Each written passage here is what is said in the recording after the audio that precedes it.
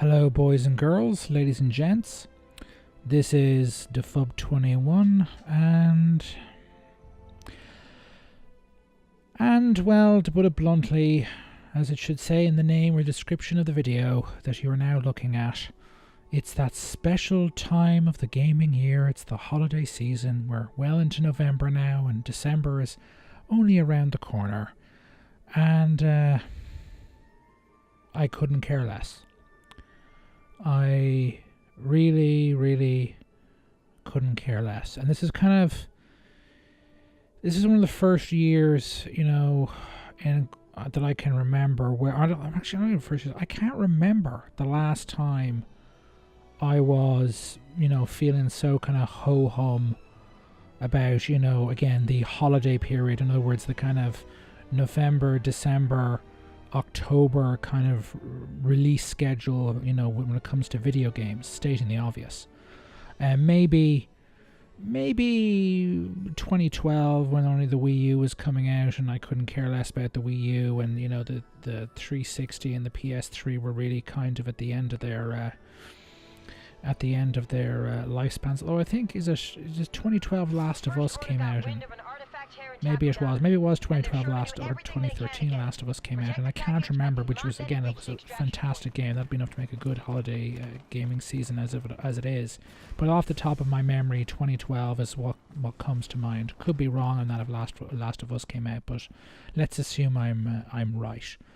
But either way, it's, the excitement is gone. I don't really anticipate anything. I mean, there's no hype of any kind whatsoever.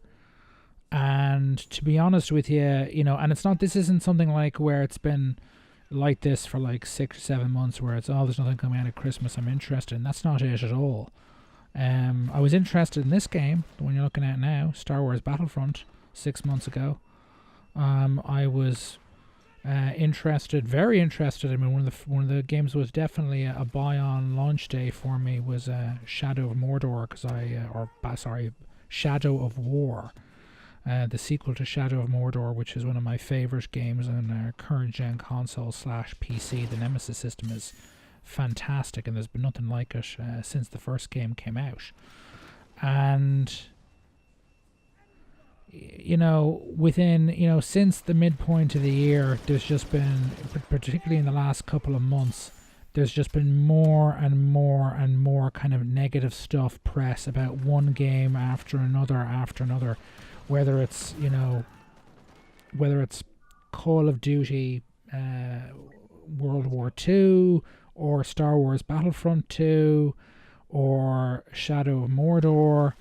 I can probably not Shadow of Mordor, Shadow of War, Lord of the Rings, Shadow of War, and they're probably kind of, umpteen other games that I just can't remember off the top of my head right now where it's the same situation, and it's all this lack of excitement, or dare I say it, not just a lack of excitement, but lack of what would be another word? Lack of excitement is one part of it. A kind of a degree of resentment, is another part. Another part of it would be a kind of what is the word for it? Just general antipathy towards what the big exciting titles are for this year, and kind of the big budget kind of AAA gaming industry as a whole. Really, that's kind of arisen in me within the last couple of months, and it's all down to the for this again, what's one of the common thread between Call of Duty World War II, Lord of the Rings, Shadow of War, and Star Wars Battlefront 2? Oh yeah, microtransactions. And not just microtransactions, loot boxes. And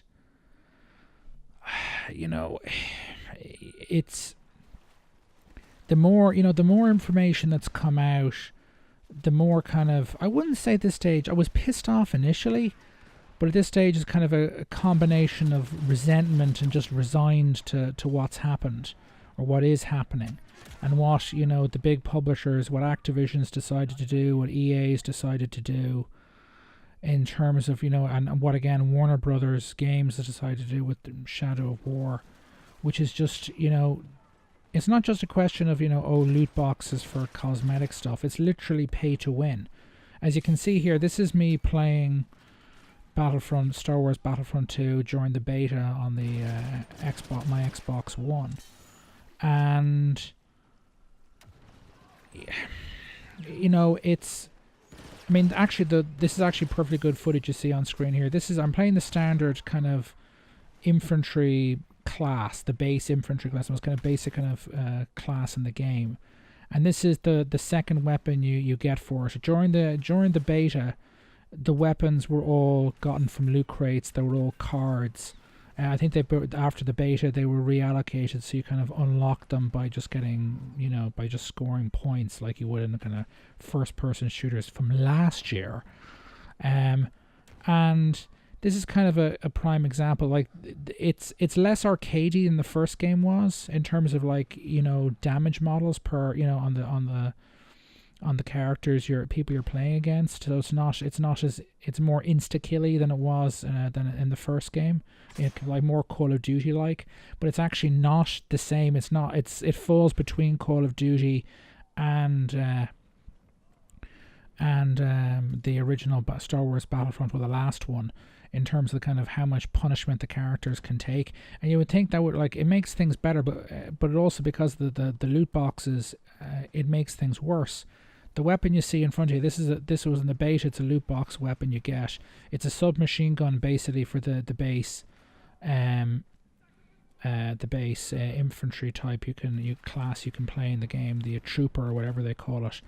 And before you get your hands on this weapon, you're basically stuck with what's effectively the equivalent of a Star Wars equivalent of a Garand. You pull the trigger once, you fire one shot, then you have to let go and fire it again. Basically a semi-automatic rifle. But it doesn't do enough damage. Or it's not so much that it doesn't do enough damage, as that because all the characters, particularly the heavies with the automatic, which start with automatic, the heavy weapons class, which start with heavy weapons. Again, I'm getting too much into the specifics of this game, but just as an example. Because the heavy weapons guys start off with automatic weapons, because they start off with more hit points, you run into them at close or medium range with the base trooper rifle, you're dead. You cannot kill them quickly enough, because again they can take much more punishment than they would have than an opponent would in a Call of Duty or a Battlefield game. And you've got a single shot semi-auto, and they're opening up on you with a full-blown machine gun. And this made the first, when I was initially playing the game, it wasn't fun. I was getting killed constantly because I just could not inflict. But again, on this map, which is mostly kind of close quarters combat, I just couldn't inflict enough damage quickly enough to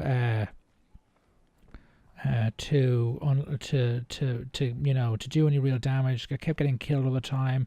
Maybe I killed one or two people who'd already been taking damage, if I was able to get them in the head at long range. And then it took several shots. See there, with this SMG, it's an SMG basically, but because it's kind of a laser gun basically, or blaster, it's effectively an assault rifle but fully automatic, but it shoots with such a high rate of fire, it might as well be an SMG. And again, it's not a loot box weapon anymore, but what it was in the beta. And once it took me, I had to grind. It got getting, again with the base weapon, killed over and over and over again, until eventually, and grinding the loot boxes without spending money, of course, until I got my hands on that. And once I got my hands on that, transformed the game and transformed me, because it changed how well I could do or couldn't do very, very dramatically. And the base weapon with the base trooper guy is useless compared to this. And again, EA kind of got a lot of negative feedback during the beta, and the beta really killed my enthusiasm for this game, principally because, again, without this weapon, the base trooper guy it can play other classes, but I like playing the base trooper guy, good balance of speed, range, firepower, and so on. And again, as I said, this is no longer a loot crate item, but it kind of personifies what's wrong with the game as it's now out today at the time of recording, which is that the loot box system gives you an advantage. There are cards that can give the classes more hit points. There are cards that can, mean you can shoot your weapon for longer before it has to max out in the heat and you have to cool it down. And it's not just, one card that does these things. There's like layers of them. So you can actually have tiered cards. You might have a one tier card that boosts your health. Then there's a second tier card that boosts your health. And there's a third tier card that boosts your health. And there might even be a fourth tier as well. And yeah, you can make some of the cards using crafting. Could in the beta apparently, and you can obviously in the full game as well. But it's still, if I bought this game and spent £100, certainly again at the time of recording, the loot system, the microtransaction system has been suspended by EA because the backlash has been so catastrophically bad. But it's a case of, if I bought this game and I spent £100 on just basic loot boxes, just grinding away at them. Again, apparently you can't max out all the stuff, like it's random every time, so you can get the same things over and over again. But if I spent £100, I'd certainly get a couple of cards that would give me an unfair advantage against someone who's starting off from scratch playing the game and not spending either money on microtransactions or nowhere near as much as me on microtransactions. And while you can get the same cards over and over again, you can scrap them for like raw materials and use them to make other cards. You can eventually get, very quickly get some, a much better setup in terms of boosters. And again you can't get weapons this way because after the beta, the feedback they got from the beta. But there are cards that boost that allow you to shoot more before you have to effectively, cool down the weapon. In other words, it's equivalent to reloading. There are cards that allow you to do more damage per shot. There are, mods that make the weapons behave differently, better, lower recoil, higher rate of fire. They fire in a burst mode, stuff like that. And again, it's literally is a case of pay to win. You spend them £100, you get some good cards. The ones that you have multiple copies of it aren't very good. You scrap them for raw materials and use them to craft better cards, and you've got a huge, again, someone who's just starting to play the game for the first time, and they're not spending any money apart from the £60, or actually here in Eurozone land, $69.99 for the console version of the game. I haven't checked the price on Origins on PC, so I don't know how much the PC version is. But, it's a case of, and again, it's a case of not only does that give you an initial advantage, it means you kill more people, you achieve more objectives, you perform better in the matches, you get more points, which means you get more stuff to buy of the in-game currency that you can use to buy, loot boxes without paying for it in cash. And you can grind the game more quickly, unlock more stuff more quickly, and make your advantage against the newbies even greater. Now, you could argue, well, it's a free-to-play game, you're not paying any money for it up front, so what do you care? And yeah, if it were a free-to-play game that you weren't paying $60 for if you're a Yank, and €70 for if you're in the Eurozone, which is 27 countries in Europe, that's how much you're paying. And yet, it's literally, someone could spend £50 or £20 and gain a huge advantage. And and it's really, actually, now that I'm talking about it, I'm getting more pissed off about it, to be honest. But it's just it's the icing on the cake. I mean, again, I played in the Call of Duty beta, tried to. It kept crashing on my PC, which is one of the reasons why I haven't. I've avoided buying it. Well, I'm not planning on currently buying Call of Duty World War II, but it's just sapped all my interest. And it's the same thing. It's even worse with Shadow of War, because that's a single player game, and yet, you want really good legendary, orcs to serve you, or uruks to serve you. Yeah, you can grind them, but you can get them much easier for money, for cash. And you might say, well, okay, fine. You can just grind away them and ignore that stuff. And it hasn't been mentioned in many of the reviews, but Jim Sterling, who doesn't do reviews anymore, but he's done kind of impressions videos of the game, of Shadow of War. And he says that even the legendary orcs, when you're attacking the enemy orcs' fortresses in the single player campaign or in other players' fortresses that they've set up, they drop like flies. They bleed. They just instantly die, bleed out for nothing, for no apparent reason. It happens all the time. So if you've got really spent a lot of time in game, kind of building up an orc to make that orc really, really formidable, they drop dead at a drop of the hat for apparently no reason. When you're trying to take fortresses from in the single player, or you're trying to assault fortresses that are other players, it's kind of the nearest equivalent they have for a multiplayer mode. Again, basically a system set up to try and squeeze as much money out of you or as possible, or encourage people to spend the money on microtransactions. So it'll be 60 quid for the game, or 70 euros if you're a console gamer in the Eurozone for the game, and then even more money, and on top for, again, microtransactions of one kind or another. And there are reportedly from what I've heard, again, this is me, it's kind of making me a bit depressed, quite frankly, this whole mess, is, there are reports that, what is it? I've lost my train of thought. There have been reports again that the orcs seem to be more generic this time, like the names of orcs and their designs appear to be coming up more and more often.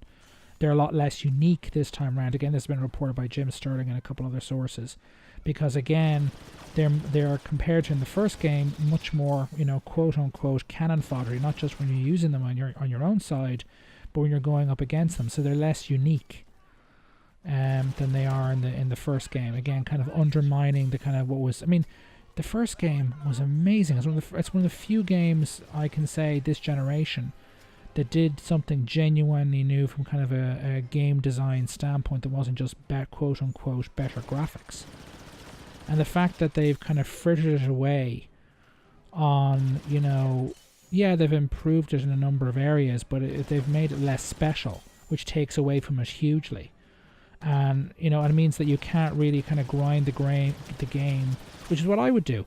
If I bought Shadow of War, I'd grind the game, get myself a bunch of urks/orcs, and grind them until they were, really strong, special elite dudes. And then, and I'd do that early game, and then I'd go playing the game with them and build them more as I went along, and kind of use them to, I'd beat the game on hard or very hard that way with them. But again, if they're all dropping dead, no matter how good they are at the drop of a hat, because again, the game's been specifically tuned and set up to make them drop dead at the drop of a hat, to get you to go out and spend more money more money than you spent on the game itself, on microtransactions and loot boxes to get more of them. It quite frankly sucks. It blows. Even it mightily blows. And it means that the games that I was interested on, again, nothing in this day and age like a first-person shooter where all the DLC content is going to be free, no season pass. That I like.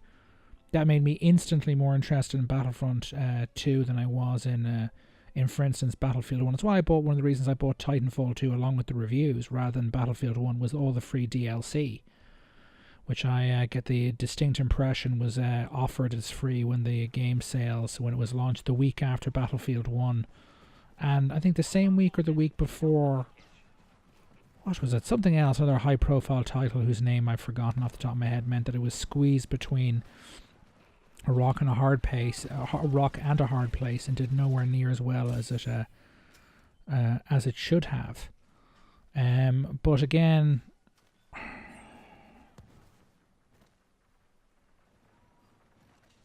that's free DLC.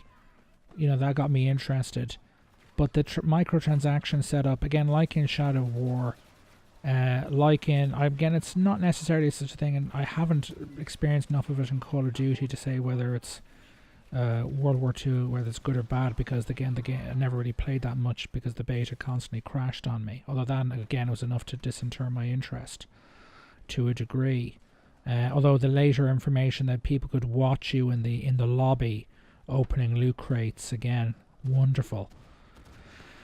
But it's just, it's completely, is this what it's come to?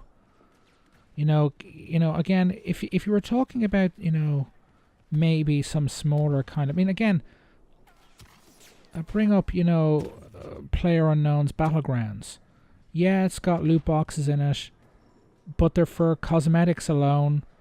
There's no pay to win, nothing to give you an unfair advantage. Oh yeah, and the game's $29.99.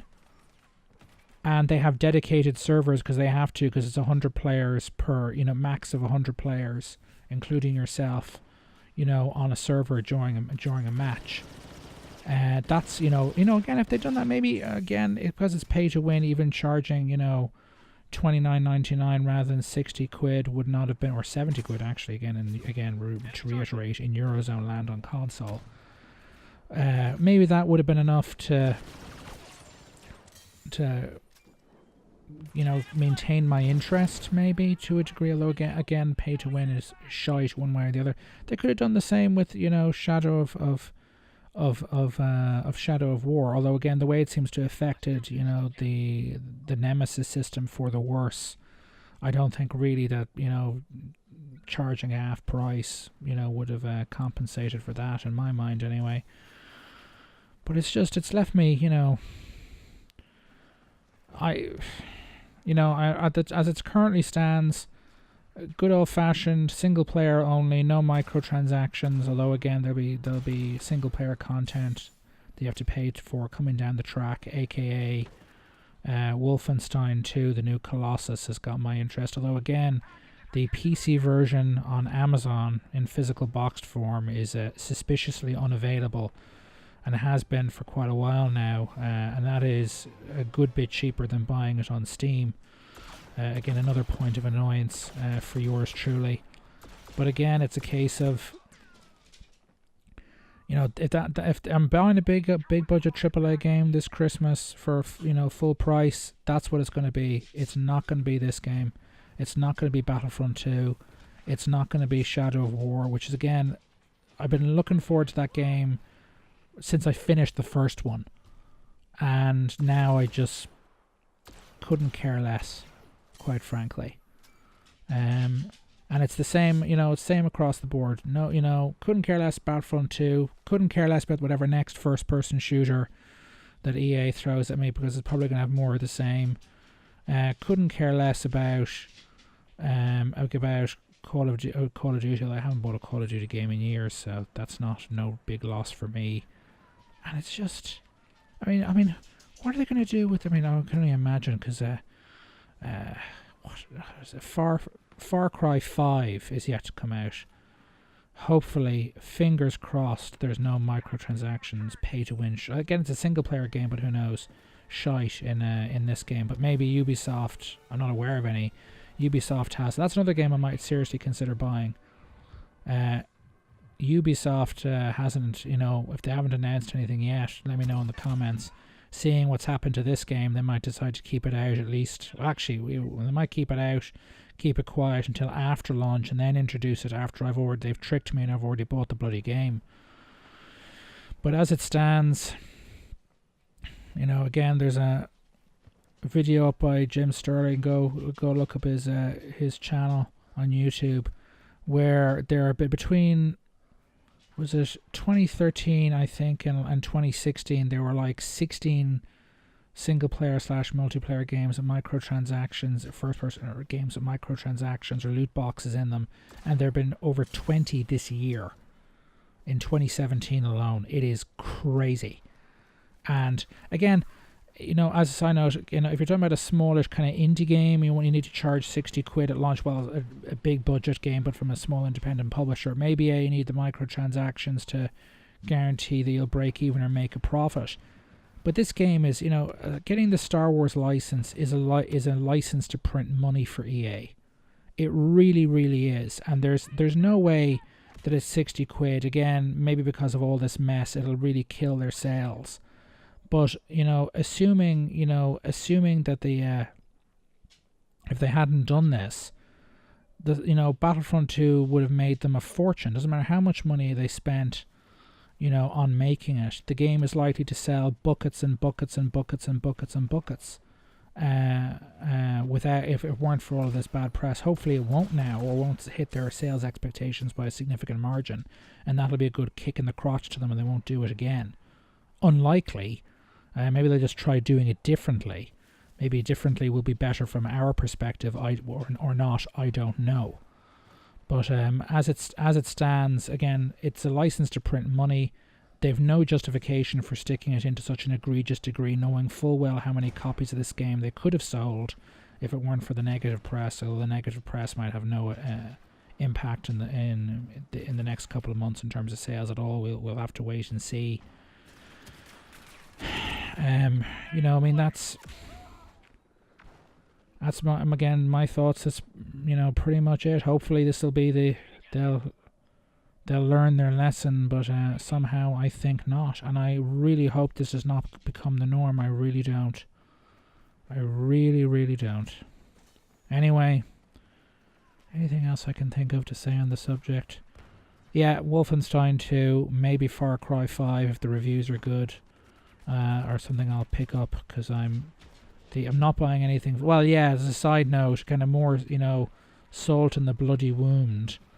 You know, what do EA go and do? They cancel their Uncharted, but set in the Star Wars universe that was being made by Visceral Games. They made the two Dead Space 1 and 2, which were fantastic, and made Dead Space 1 and 2, which are fantastic, and which were and are fantastic games. I highly recommend you buy them. You can't get them on current gen console, but you can still buy them on PC. And what else? Yeah, they closed down Visceral Games, which was probably the best internal first-party single-player game studio they had. They cancelled the game. They've now bought out Respawn, which made the fantastic Titanfall 2 for apparently over 400 million. And yeah, I can expect great for the guys who founded that studio. They're the ones who set up Infinity Ward. They made a fortune. Particularly out of that lawsuit with Activision over their cut of the profits they didn't get, which they won. But in terms of, I think they sold Infinity Ward to Activision earlier on as well. So in terms of, they're already rich. Screw them.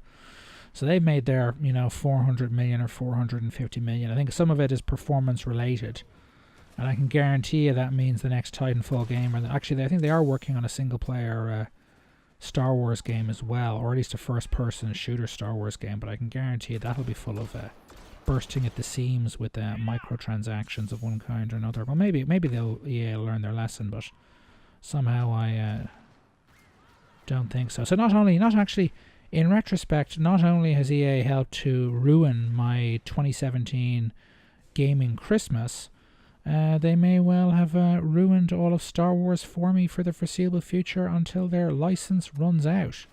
And assuming they don't monopolize the Star Wars license for here to eternity, just the way they have with all the sports games.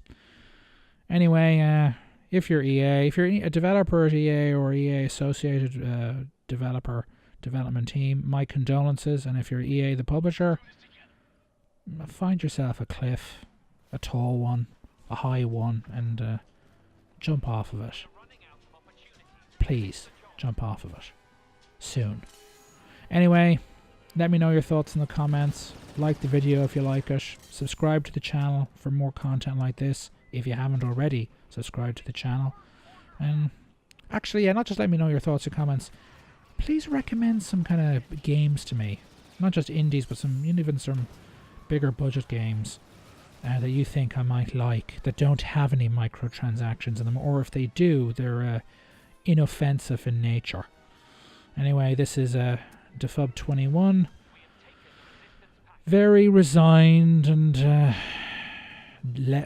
feeling down the dumps about my gaming Christmas this year. Signing off. Toodaloo.